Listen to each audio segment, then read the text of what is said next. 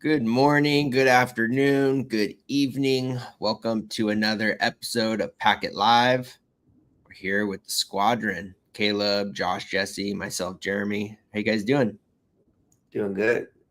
You're looking cozy over there with your jacket. Cold, foggy and cold. Somebody needs to Yeah, tell doing good. them Just out here building in the streets, in the streets. You're just on the street. Yeah, I was on the street, but looks like we got a nice little bounce in crypto, so I get to pay my rent one more time. Nice. Yeah, that's great. That's exciting. Yeah. No more tariffs on China, I guess. Sunk in. Has- Like it has to go down and everybody panics and it comes back and everybody's like, oh, it's nothing burger. Nothing ever happens. No, everything happened actually. It went down and he capitulated and now it came back up. So, it's Do you know the Howard. meme nothing ever happens? What? There's a meme, nothing ever happens. It's like people's like, oh, this is it. It's going to be World War III. It's happening. Yeah. And people's like, nothing ever happens. Read the sign. It's true. It's true. If you look at the S&P, if you zoom out and you look at the S&P 500 over the last, 60, 70 years, it just goes like this. So same with Bitcoin. Yeah. And same with Bitcoin. So yeah, you just got to basically hang on by the dip, and you'll generally just be okay. Just go to sleep and just have someone set an alarm anytime there's a bull run. Yeah, go to sleep or I will put you to sleep. So. Yeah, seriously. Well, happy to be here today, and on a green day, it always makes life a little bit more enjoyable. Yeah, this is actually 2 Wednesdays in a row now. That's been a green day. We had about 20 Wednesdays in a row that were red days. Pretty much, it was like every single Wednesday we just get cooked while we were in the stream. Like every single time, Josh and I would be sitting here looking at the charts, being like, "What's happening? Do we cancel the stream and deal with our bag?" Yeah, what do we do?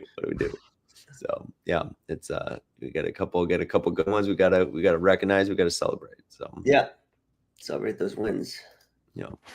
But yeah, on the packet front, good to see ETH getting a big healthy bump. I was looking at just green candles to the moon yesterday, up $350 off the bottom on Ethereum. So that's good little rebound on the packet price. And yeah, it's good time to load up. I mean, I think part of what we can talk about on this stream is just giving people an update on the trajectory of packet as it relates to packet TV.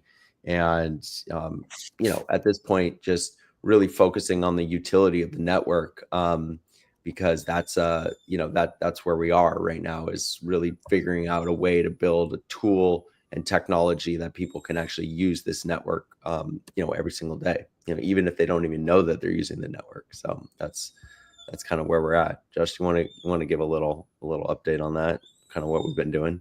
Yeah. I'll just share my screen.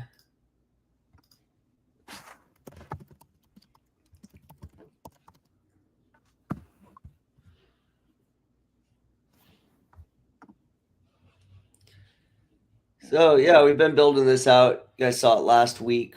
We're a little bit closer to completion. It's cool because it queries what are available. Josh 1 is available. Then you can go through and you can register your register your domain. And what's cool about this flow, the last process we showed you was how you do it yourself, but some people aren't as technical, and so we want to make it real easy for non-technical people to be able to use the technology. So we created this whole system. It's not completely done.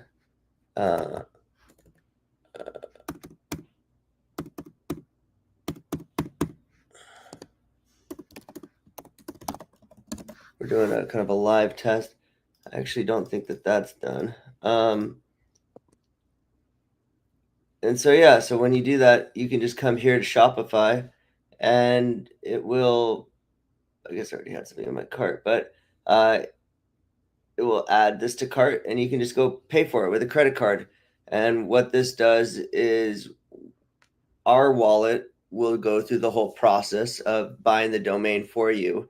And then we will transfer that domain to you. So when you connect your Web3 wallet, it's going to pull your address, and we will transfer that to your wallet.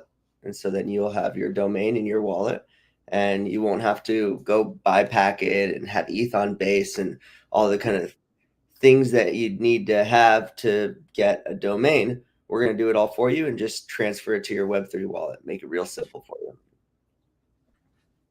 And that's pretty much it.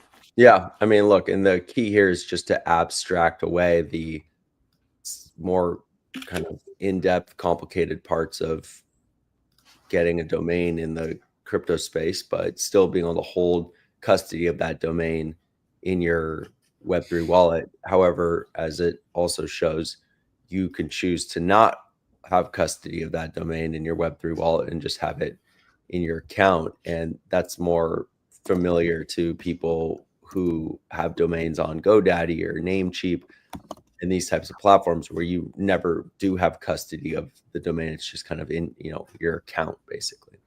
You're of course the owner of it, but you're just not in physical custody. You're kind of having a third, in those cases, third party is doing the custody part for you. And, you pay for that every single year. So just trying to bring that kind of familiarity back to this process. And it's, at the core, doing all the things with Packet and the blockchain, but on the front end, just allows people to have a more familiar process in claiming Packet domains. So great job, Josh, kind of getting out there and getting that done. Caleb, nice to see you. Nice to see a front end bolted onto one of your pieces of tech again. Yeah, and for those who didn't join last time, when you click on Web3 registration, do the same thing.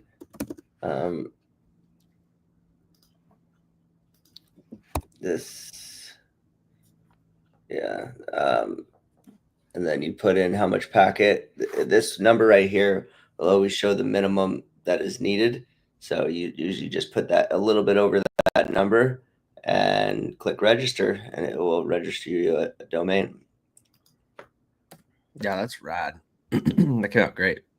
Yeah. And actually, when you put in a domain that isn't available, it'll have this little X next to it. So yeah, pretty cool. Works. Yeah, good charm. That makes things a lot easier. Yeah, look, I mean, I can't tell you how many people that we've talked to about Packet domains, and in the conversation, they're excited about going and getting them, and then ultimately end up not picking one up just because they have so many other steps to get to the finish line. So removing the steps is obviously good.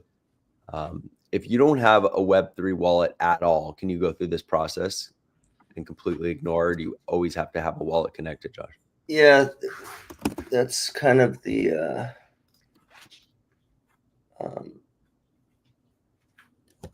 there's still some stuff that's buggy, but yeah, if you go to hosted custody, then when you click next, oh,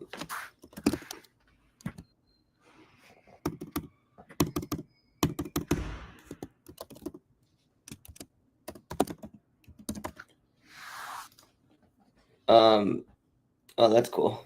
So I guess not. Live demos. Oh, it's a Shopify issue. Yeah. Anyways, eventually, yes, but as of now, no. Yeah. Oh, I think that was probably messed up on that phone number that you entered too. You should have that limit to just being able to enter an actual number. Oh, really? Yeah. Probably.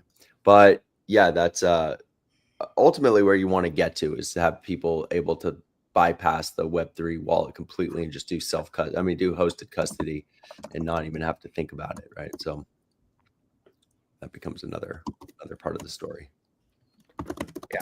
Still working towards that, right? Like, Yeah, still in demo phase right now. yeah. This isn't live yet. So, but yeah, moving in that direction. That's ultimately where you want to be able to get to. And we saw Theo and Unstoppable Domains, obviously with large marketing budgets and huge venture backing, but getting to millions of domains that, in the case of some of those, you can't even access from regular browsers. So it'll be, and if we were to even get 10,000 domains, it would have an impact on the price. So there's certainly an opportunity here as this thing begins to grow to start getting some action on this, and start getting some people to build their domains out here.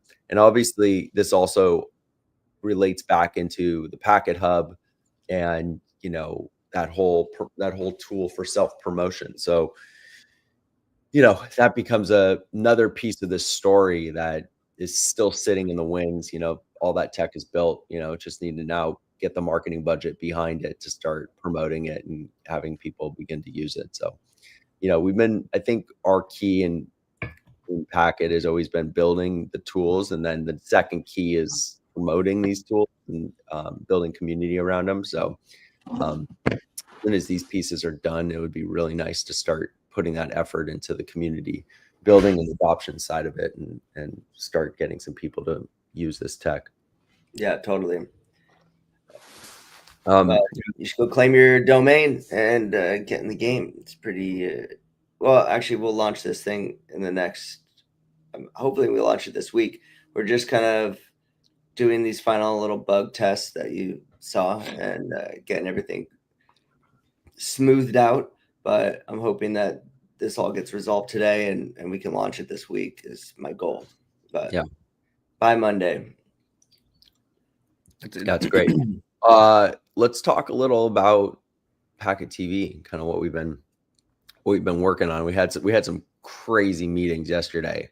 Yeah. What I will say is this, and it's a little cryptic, and on purpose, just because some of these people who we're meeting with, we can't promote their names yet, but this has begun to open up doors that we haven't been able to even knock on until now.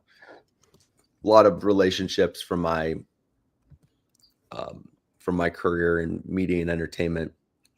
And even though when we started Packet, the big idea was always to build this network and to use this network for things within the media and entertainment space, and have transparency on revenue, on media streaming content, and using blockchain for those purposes. But the conversations that we've had, I mean, literally just yesterday, Josh and we were in meetings from 12 to 10:30 p.m., 12 p.m. to 12:30 p.m. And that doesn't include the morning meetings that we had. We had 2 calls before noon that with major advisory pieces and potential investors. So this has just begun to open up an unbelievable amount of doors. I'll read you actually a text message after this meeting that we went in. It was supposed to be from 6 p.m. to 8 p.m. and we didn't leave there until 10:30 p.m. And the person who set us up with the meeting sent this text, and he said, "It was a lot of fun. X," I'm not going to say his name, literally said after you guys left, "I'm really glad I got to talk with them. There's definitely something there." This guy I actually just sitting with him had no idea how major he was. I knew his story past and what he had achieved. He's like quasi-retired at this point, wildly successful during his career. But he explained where he is as a shareholder of some public companies, as the #1 shareholder of public company, that it just blew my mind. I can't even believe it. Yeah, we're talking to people about this tech and what this is, and everyone's saying this makes perfect sense. We absolutely get what you're trying to do, and they want to be a part of it. So what we've been doing instead of asking everyone to be an investor, we've been bringing a huge consortium of folks in as advisors. And as part of their advisory deals, each one of them has like just like a baseline, piece of involvement, but that earns out over a period of time. But the second piece is a set of objectives that we're giving to each of these advisors. These are just like major people, major hitters in the industry, and giving them a set of objectives. Those objectives could be anything from introducing other advisors to bringing, celebrities into the fold, to setting up channels that will be distributed across the Packet TV network. And as each one of those milestones are hit, then it triggers a additional piece of either ownership or compensation. And we've been doing, at this point, I think we're up to like over 20 deals with a litany of really exciting names. Some of them you may never have heard of, like they're not like famous people, but they have access to content, executives, brands, and celebrities that they can become a conduit for. And so what our goal is to put together dozens of these deals and have just essentially a community centric strategy that enables everyone to feel like they have, and actually not just feel, but actually have ownership of what we're building, and B, as a result of it being theirs and them being compensated and incentivized to go and bring things in. We now have all these feeders, these tendrils going through the industry that are bringing all these pieces together. So it kind of amplifies what this core team is able to do when you have dozens of people out in the marketplace all vying for this, communicating about this, bringing people in, and then they're now setting all these meetings. So we have all this inbound that's happening. And yeah, it's just been really, really rewarding. We saw, this is kind of a little bit of the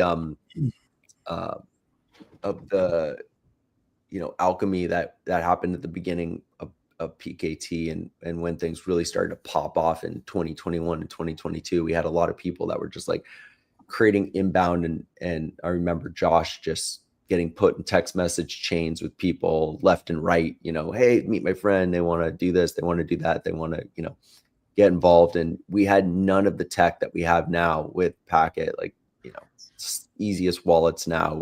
People were having to download Electrum wallets, that never had done that before. And it was incredibly complicated to onboard people into the Packet ecosystem, going back into the, 2020, 2021, 2022, 2023. So yeah, just having it be a lot easier now. And there's just a lot of things happening. So it's a little bit, I could say, of the quiet before the storm, I think, over the next few months, as a lot of this deal flow starts to coalesce, and we sign more people up into their involvement, and keep creating those kind of centrifugal rings of more and more people getting involved. It's we'll start to see it reflected back within our community, and start to build this community back up, in particular on socials, and then ultimately into the more into the public eye. So yeah, it's a little bit of, you could say, like a dead spot, as far as like the way it shows up on our Packet based socials and even on the chart, but there's an unbelievable amount of stuff happening behind the scenes. Yeah, I think what's been cool is just getting that mind share from these extremely intelligent and extremely versed people from the entertainment industry who've cut their teeth in this space and know it front and back, and looking at what we're doing and having it really resonate and see the problem that we're solving for content discovery, and wanting to be a part of it, wanting to be part of that change. So over the next coming weeks and months, being enabling us to roll out these names and publicize what we're doing. Yeah, it's going to be exciting, and really validate this project in a way we've never been able to do it. We've had some amazing names with either the Brock Pierces who came out and were public and and various other people who got involved and were making noise around Packet. But the level of people we're talking to and the resumes that these people have is pretty staggering. I feel honored to be just in their presence with the accomplishments they've had, and their willingness to open up their Rolodexes to invite us into it and this project, and to bring value, and to really not just be a guy that's like, hey, yeah, you can put my face on your deck and tell people you know me. It's like, hey, let me get involved. Let's go have a 5-hour conversation about this, and not just kick the shit out of your project, but figure out how to patch those holes and how to make this thing work and bring a lot of value. So that's been really rewarding, and I think different than anything I've experienced with any of my other startups or projects, or even Packet for that matter.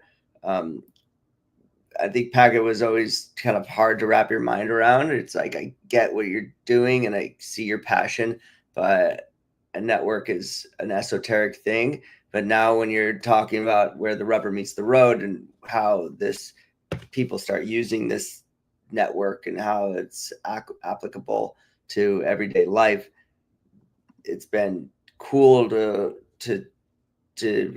develop the user-facing application where it all kind of paints a picture. You're like, oh, okay, now I see what you've been running around the world for the last 6 years doing. Yeah, totally. I was gonna bring up this. Let me see if I can do it really quick. I was gonna bring up this picture of this. So you obviously can't say who we met with yesterday, but we go to this house yesterday, way up in the hills of Los Angeles, and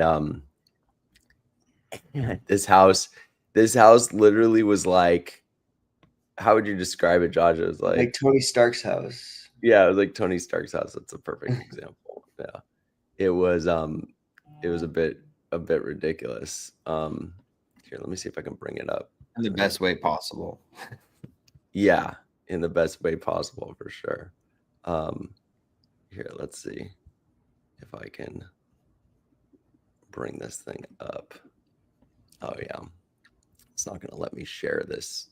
It's so weird. Sometimes when you take a photo, it saves it as a what is this? HEIC. It's because it's a live. Oh, is that's why? Video? But if you go drop it on like a web page, like on your browser, then you can just share that web page. I'm just gonna. Yeah, good point. I'm just gonna do it this way. Open it in preview. Yeah, here we go. All right, here. So when we were walking out, when we his assistant came to the gate, it opens up, this huge door opens up. You can kind of see this was a garage, and then that's a car park where you can park, and they're on top of the house, and then there's this huge spiral staircase. Actually, I think I literally took a photo. Oh yeah. Here, check this out. Here, this is. I'll show one more little piece. This is so then you walk down this spiral staircase, and then when we were on our way back up, here, check this out. Let's see, video file. I took this video on our way back up. Here, bring up the other one. Jer. And then you're just going up the stairs right here, back up to that car park. I mean, this house was just wild. But yeah, this is a a major entrepreneur, sold his company for almost $500 million. And yeah, we just got to go sit in his house and pitch him what we were doing and brainstorm with him, which was really cool. It's when you have something that like what we're doing, you get to go, you get these opportunities where, you know, other people are like, oh, that's really interesting, you should meet with this person. And then you can go have these types of conversations, and there's a level, there's levels to you know, the entertainment business in Hollywood. And Hollywood, Beverly Hills, Bel Air, Malibu, like you start going to meet these people in their homes. Takes work from home to a whole nother level.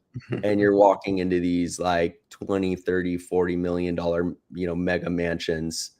And it's, you know, it really kind of puts in perspective what it looks like, what success looks like, right? You know, what, when you bank success, you know, when things click. And so from our standpoint, you know, we're walking in and meeting with these, you know, entrepreneurs, you know, people who have achieved, you know, mega levels of success. And we're talking about what the Packet Project has become. We're talking about what Packet TV is, you know, the potential for it to be. And, you know, and you get a healthy dose of scrutiny, obviously, because they're like, hey, look, if we say yes, we know what happens. We know that our reputation's on the line. Do you guys have the ability to execute? You know, can you guys, what's your executional capabilities? Who's on the team? And, you know, you can say, oh, well, it's just about money, right? Just give us, you know, this amount of, you know, capital investment, whatever, and we can do it. But, you know, there's a lot more scrutiny that goes into it. That said, you also get the mind share of these folks that have achieved success, that have, you know, taken things from idea to exit. And so yesterday was very cool because we literally had 4 meetings through the day. Actually, Josh and I were on one call. Josh had to drop off and get on another call. I ended up staying on for another hour with the first guy, who's an investor / advisor, does a lot of stuff on he really focuses on human capital and helping brands and businesses, you know, deliver on their business plan and on the execution side. And we spent a lot of time talking about governance, talking about investment, talking about strategy, talking about, you know, financial modeling, talking about you know, board and advisory structure. And it was really enlightening to get that type of feedback from someone. He was actually really pessimistic in the end, and then or in the beginning, and then by the end he was, you know, inviting me to come have coffee with him today. So it's been very cool to begin showing this stuff. And, you know, what Packet TV represents is a milestone in the Packet Project that we couldn't have started here. Even though it seems like, oh, why don't you just do Packet TV from the beginning? Why did you have to go do Packet and build a whole, you know, network? But the thing is, anybody could start, you know, a fast streaming network. Anyone could just go build something like this. But the foundation of and purpose behind what we're doing is different than what any other project in the marketplace is doing. And the differentiating factor is, and what makes us unique, is also what makes us a little bit of it gives a little stain to the project, because there's so much negativity around crypto. And so when you talk about what the solution is, right, which is transparency on payments, real-time payments, and the immutable nature of you know, using a blockchain for recording and reporting around transactions, you also are bringing in the cryptocurrency side. And people are like, oh, we don't want anything to do with crypto. But the funny thing is, last night we were talking to someone who their first reaction was like, ew, no, you don't want to do crypto. And I said, well, just tell me what other solutions are out there that allow you to do real-time payments with next to zero fees, you know, and that gives you the full transparency on payments without requiring an accounting firm or, you know, some sort of bookkeeper to do a royalty report. And this is a top level executive. And he was like, oh, there is no other solution out there. It's like, yeah, this is, even if we're just transacting in USDC, like it's not about, and there's no speculative value here. You're just saying, hey, we're just going to make the payment in a, dollar value equivalent. But this is the only way that it's possible. And it's pretty eye-opening to, to get people's reaction like that, because I think a lot of people are so, been burned with that, FTX calamity. They've seen the volatility with even Bitcoin, both to the downside and the upside, but still that speculative volatility is, scary for people. And if you're just talking about like, what's the best way to make payments in real time with low fees, I mean, there's just nothing else like crypto that's out there. So I've enjoyed having these types of conversations and bringing people into the fold. And I just felt this way since 2017, that there's just no other solution that can solve these major problems that the entertainment industry, music industry included, but in general, just anybody who's transacting and needs to get paid, like there's just no other way besides crypto. Yeah, totally agree. That's what has brought us here today. Yeah, sure. And that's what's kind of cool about Packet, is that on base the fees are so low in comparison. If you in the middle of a market fluctuation, trying to trade, sell, or buy or trade on Ethereum is impossible.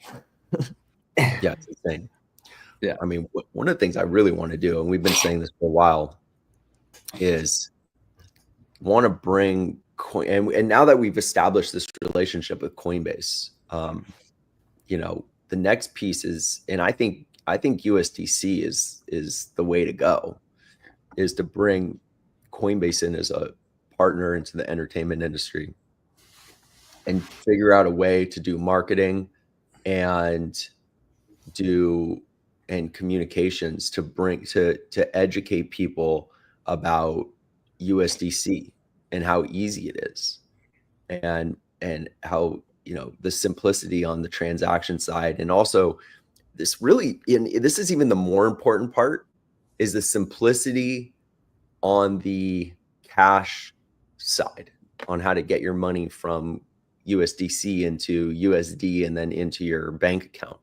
And I don't think there's anyone that does it better than Coinbase, at least for Americans. I'd be interested to hear from the chat and from the community how people are getting out of, getting back to fiat in other parts of the world. Is Coinbase provide that solution? Do you know, Caleb, if Coinbase provides that solution outside of the US, or is it just a US solution to get back to fiat?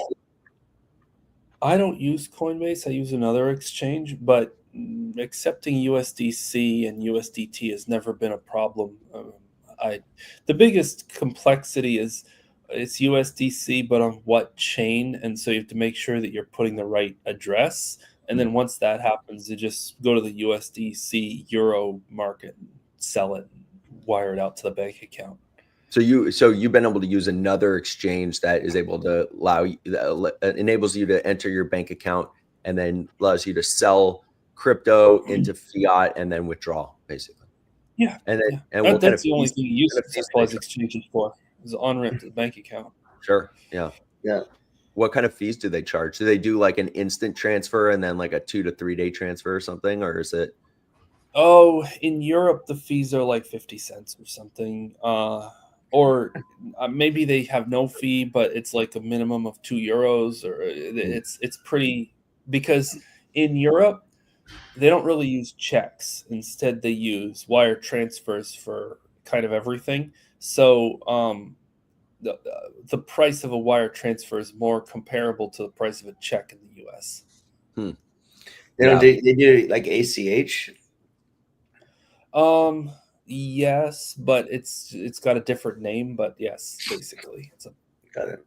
Interesting. And Yeah, it's compatible with wires, though. I believe you enter like the SWIFT code and everything, and so as if you were going to do a wire, but it's just settled in the ECB. Got it. Yeah, because because Coinbase absolutely pillages you on fees. They have an instant transfer solution. I want to say it's like 1.5% or something. It's nasty. The numbers are insane. Like if you The want instant one, but if you wait 1 to 4 days, it's free. Oh, is it free? Well, if you're willing to wait, I think you're right. Pay for their like monthly subscription. So got it. Yeah. So if you do the monthly subscription, that one's lower. That's a lower cost. Oh no, they give it to you for free if you pay the monthly. Yeah, I think you're right. Yeah, but yeah, but I actually did the 1 to 4 day thing, and it actually came the next day. So interesting. Yeah, I've seen some of these. I was wondering why none of these exchanges accept or allow you to withdraw money and they just mail you like a cashier's check. It seems like in the U.S., because checks are so prevalent, that would make more sense. But nobody allows it. I mean, you got to deal with postage and you got to deal with a lot of bullshit. Yeah, lost things. Like if you lose cashier's checks, actual money. And so when you lose a cashier's check, then you got to basically have a receipt and then you have to go in. There's just a lot of potential for fraud there. Administrative fraud and administrative just problems if anything gets lost. And if someone lies about, hey, I didn't receive it, then you have to track down to see if it was ever cashed, put a stop payment on it, issue another one. Yeah, it's a little bit of a hassle. But as someone who's dealt with customer service, it sounds like a nightmare. Yeah. Look, I think the value, this is the pain point that we've been focused on solving. It's a big pain point, which is real-time payments. Doesn't exist in the entertainment industry. Generally speaking, I've begun to hear about a couple solutions that do exist out there. I've heard other people do it in it, but nobody's using those things. So you're basically real-time payments for nothing. Right. Well, the problem is, like Apple's not doing it, YouTube's not doing it. They're all going to, aggregate and, and settle with you at some point in the future. And so, what if you could create a situation that transacts and pays out in real time? And that's where crypto comes into play. So that's ultimately the thing, the complete stack was build the network, build the payment rails, build the distribution solution, and then build a content onboarding capability so that people can actually bring their content in, put it through the distribution pipe, and obviously also need to build an audience on ramp and funnel so that audience can come in. But presuming that you get all those pieces together, as revenues generated, you're going to have real-time payments coming back in crypto, and that's a game changer. Also, real-time data. That's the other piece. Like that's really taken for granted in this current landscape where we're a very digitally enabled, industry, and just being able to know that your product is performing or not performing in real time is incredibly valuable for rights holders, for marketers, for talent that wants to participate or ensure the success of their product that they've been involved with. And if everyone has access to this types of data, then people can react in real time and make moves, and that isn't generally available in the way that things are set up today, because you're handing off your content to a distributor and they're doing their thing. So that's really that's really what we get to change, and that's what Packet gets to do. And I think as we get out there and start promoting this thing, need some capital to really start putting effort into the marketing. But as we get out there, I do think we'll start to see some adoption. That's where also the celebrity part of it comes into play, and validating what this is. And if we can also land, and we intend to, some major strategic partners, some big names in the media and entertainment space, people who can get on board, then that also makes it also makes people feel more comfortable onboarding their content and participating. So that's the direction we're going. It's still got a long ways to go, but it's percolating. Yeah, it's exciting, super exciting. See everything pop off. On a kind of separate topic, what have you been working on recently, Caleb? What's been tickling your fancy? Oh, I'm not feeling well right now, so the little baby and feeling sick is kind of occupying my time. He was burning the candle at both ends there, huh? Yeah, the little one's not too bad. He's pretty reasonable, but it's certainly. Oh yeah, and the other thing is there's a holiday for the daycare, so we have both of them at home. In fact, if you listen carefully, you can hear the other one not happy that she's in her room. So that actually that is the thing that makes it. There's no possibility of getting anything done, and then being sick on top of it just means going to bed. Yeah, I feel you. Well, I hope you feel better. Yeah, that's never fun. But we've been keeping the foot on the pedal on Josh's and my front, and yeah, it's been a lot. But it's also nice to see some kind of wind in the sails, because we've been fighting the good fight. We were very hopeful turning the corner into 2025, and then just got punched right in the mouth by the markets, and so it's nice to see see the tide turn. How about you, Jared? What's going on in your world? Yeah, just trying to help. We got some situation deals that are happening on the Rowdy side that we're trying to work through, and just trying to keep the finger on the pulse. And we're gonna, once things really start to cook off with Packet TV, get more active and pushing kind of the agenda of Packet TV out to the community, onboarding more people to get domains, and really kickstart marketing campaign that's focused on how creators and content creators and marketing people, and also music people and TV, film, onboarding as many people onto the Creator Hub, and getting just building out the community. I think that's ultimately what's going to drive this project further, is growing our community of people who see value in Packet TV and the Creator Hub, and want to get involved and have projects that they want to promote and push out into the world that they've been struggling with. I mean, we have friends that are celebrities or have had success in film and TV, and they have projects that are just sitting on hard drives that haven't even been have been denied by the Hulus and Netflix and Amazons of the world. And so it's like, when these guys have a platform where they can actually put their content on a fast channel and get distribution, and then they can promote it themselves through their social media channels. I mean, that's going to be where this thing lights up and brings an awareness. And everyone's always said, like, your project becomes successful when people are touching crypto and they don't even know that they are. And I think that, and we've kind of talked about that a lot. There's a crypto community, but then there's the rest of the world, and so crypto is like this big in comparison. And we were almost there with crypto, because I had friends coming out of the woodworks that don't even touch crypto. We're like, I heard I need to buy Bitcoin, and Bitcoin was at like 110,000.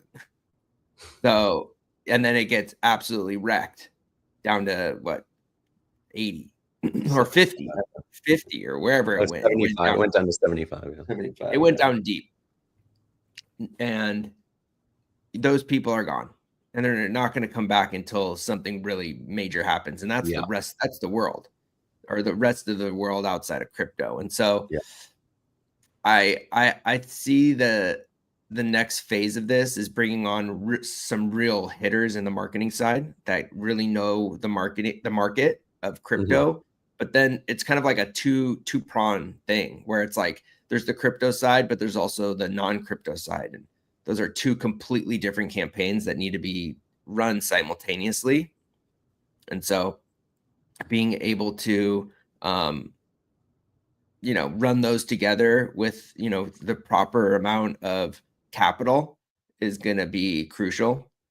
So excited to kind of see, kind of get those things, popped off in the next, coming months here, since we got it actually is kind of working in our favor a little bit, that the market took a turn for the downward. So it gives us some time to, get our ducks in the row with Packet TV and whatnot. So yeah, it's that's basically where we're at with that. Yeah, indeed. And I want to give a shout out to Lexifer, who's been keeping the finger on the pulse and offering a lot of, great support on the moderating side. Yeah, for sure. That's been, and we had a bunch of, we had a couple other moderators that we were working with. But, we don't need a bunch of people, fielding in, newcomers right now. What we need is to build a coalition of people coming in that are actively out marketing and talking to communities and telling them what's happening and getting people really excited. Yeah. And when we have our product ready to go, it's going to be a lot easier to onboard those people. Yeah. Yeah. I need those workflows really dialed in. And that's also the next piece, is updating the website, really, which we haven't done in a while. And I think that's one of the missing pieces, is doing a better job on the website, communicating around where the project is headed right now. And then that way more people can, take action based on the way things are set up today, with driving people to the dashboard, driving people to getting domains. Like, none of that tech is even is communicated about on the homepage. So yeah, there's definitely some updates that are required over there, getting people more dialed in on what's next. So somebody wrote a question. Just, do you want to maybe go into it? Do you see these questions on the right hand side? I don't see them. No. Here. Okay, so somebody asked if we can explain what happened to PKTC and what's happening over there. I guess this is an old, packet holder who wasn't around for the migration. So you want to maybe just say what happened to the old project? Yeah. So project, obviously. What? Sorry. I said just quickly. Let's not. I'll keep it brief. The project migrated from PKT, the layer 1, over to PKT on base. And, there was a couple major reasons, but we were finding first off, a lot of existential risk around the project operating through mining pools. And it was like this diminishing returns, where it was costing, whereas the price was going down of the cryptocurrency, the pool operators were requiring a lot more of the yields that were coming off of the pool to maintain the operation of their infrastructure. And it's just a natural kind of thing. So what was happening is the community was at that point almost completely squeezed out of even receiving, healthy yields for their contributions. Really, in reality, it got to the point where the community mining was completely diminished down to being almost unnecessary, meaning the pools were self-generating the announcements and keeping most of the yields. So the other piece, and this is even more important, that as a result of mining becoming so centralized on the layer 1, there was just absolutely no reason for people to operate. And it was all focused on mining, keeping the pools running, but there's no reason for people to actually set up the actual network or to grow around the CJDNS side of the mesh networking. And we always wanted the incentive to be focused on CJDNS, because that's where the actual network, that's where the actual transmitting of data takes place. But the incentive with mining was always just around announcements and pool operation.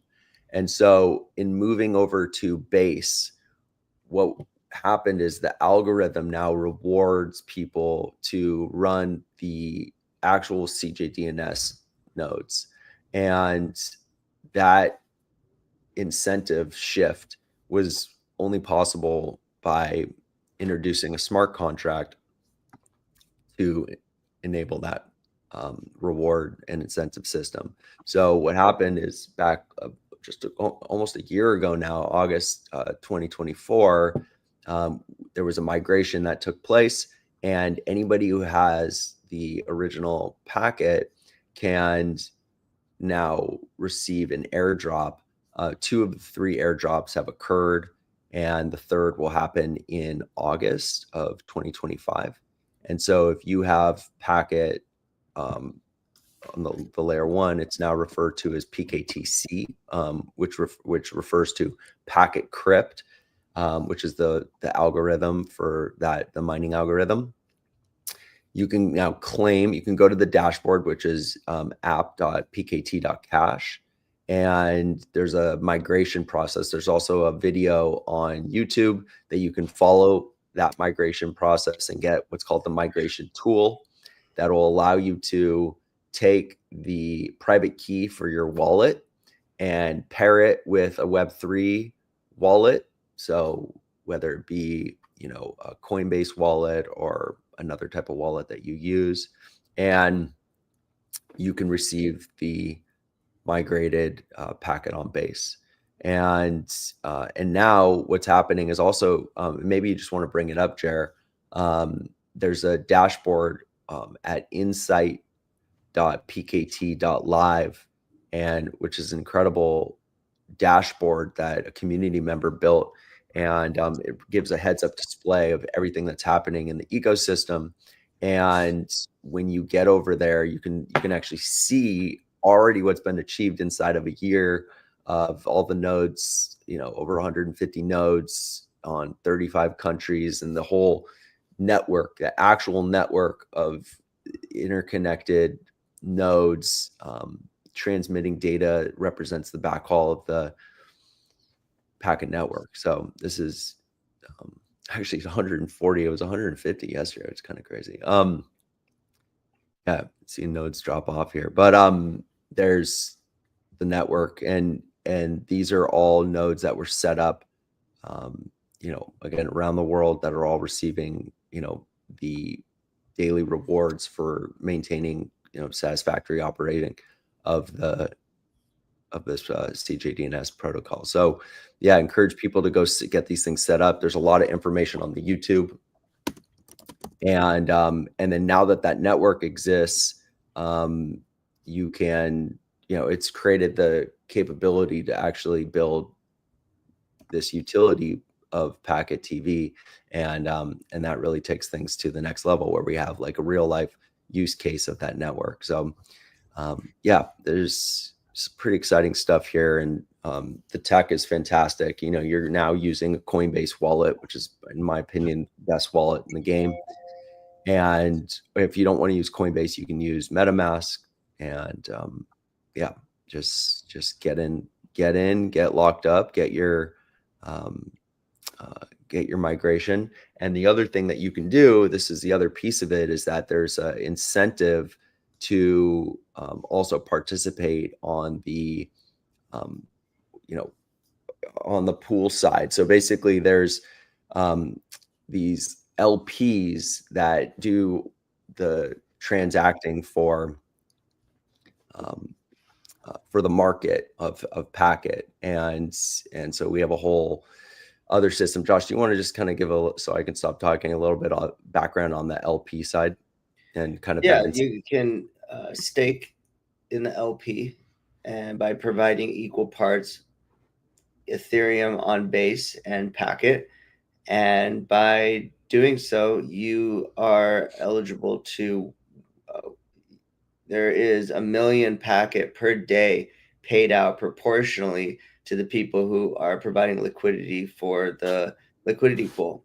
So by adding liquidity to the pool, you not only get the percentage that is paid out for liquidity for LP providers, but also Packet pays you a proportion of 1 million packet per day paid out proportionally to the people who are providing liquidity. So you have to stake for a minimum of 1 week to be eligible for getting those rewards. And then if you stake for a month or longer, then not only do you get the rewards from the LP, but you also get the staking rewards for the equivalent of your Ethereum plus your packet. And you can, if you do a month or up to a year, you can get up to a 4x on those returns, or 4x yield credits based on how much packet you stake. I know it might be a little confusing, but the long and the short of it is, the longer that you stake, the higher your rewards are. And the one caveat is you have to run infrastructure. So you either have to stake a domain or you have to run a CJDNS node. And really, this whole move from a layer 1 to packet on base is just to align the incentives with the needs of the expansion of the network. And so we look at it as a technology upgrade to help us fulfill the mission of Packet. That was always the mission of building out the Packet network. Yeah. Look, the two pieces. So, I was just looking, someone was saying that they're going to spin up both. Look, there's kind of two ways you go about it. So if you're going to set up a domain, that means that you're going and claiming a domain. You're doing this on either Namecheap or one of these domain registrars, and you're picking up a domain that's a .pkt. So a name dot. Sorry, it's PKT dot. Yeah, PKT dot, and you're trying to pick up a top level domain, something that's packet related. .net, so .info, .life, whatever. And so a lot of them have been taken, but there are still some that are out there that are unclaimed. And so what you can do is you can grab one of those, and you're paying the registration fee on an annualized basis, and then you're bringing that over to the network and staking on it. When you do contribute a domain that you're in custody of and you contribute it into the system, you can stake as much packet as you want. There's no limit to how much packet you can stake on it. And then depending on what registrar Jared, why don't you bring up the screen on Insight so people can see examples of the domains. But when you stake those domains, then other people can use them, and there's a bunch of different use cases for that. So here's an example. Go to active domains. Yeah, active domains. So these are all domains that people have contributed, that they picked up, and each one of these somebody has staked into the system. Click and on then available domains, Jeremy. No, this is right. I know, but these are all the ones that are still available for people to claim. Yeah, so these are good point. There's still a lot. Yeah, there's still a lot out there. So these are ones that you can go try and find, I guess, anywhere. If you pick these things up, you can stake them. Then, depending on which registrar that you have those domains at, you can see right here, here's a list of all the different registrars. The registrars that like Namecheap, you're not going to get as much of a bonus because there's a lot of domains there. But if you find more obscure registrars, then there's a higher bonus for staking your domain in those areas around the world. However, staking onto a CJDNS node, if you find a CJDNS node or if you find a server in a data center where there's not a lot of other nodes, then you're going to get up to a 2x yield bonus that is possible. The one caveat is that each CJDNS node, you can only stake up to $5,000 worth of packet onto it. So, today that's a lot. I think it's like over 16 million packet or something that you could stake onto one node today. So that's why you're seeing the node count go down, because people are consolidating their packet onto less and less nodes.